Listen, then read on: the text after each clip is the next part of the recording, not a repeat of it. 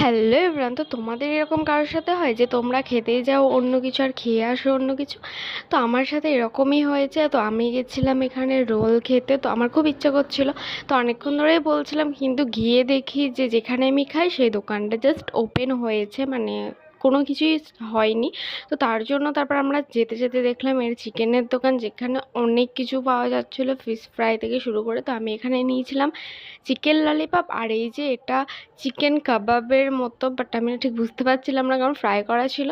আর সাথে দিয়েছিল potato fry, যেটা এই দুটো খেতে খুবই সুন্দর ছিল, চিকেন ললিপপটা। আর এটা আমি নিউ নিউ না, মানে আগেও খেয়েছি, বাট এটা একটু আলাদা লাগছিল।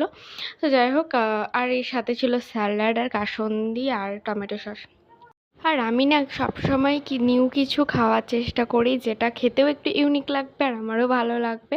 তো তার মধ্যে এটা একটু ইউনিকই ছিল। আর এখানে দেখো চিকেন পুরো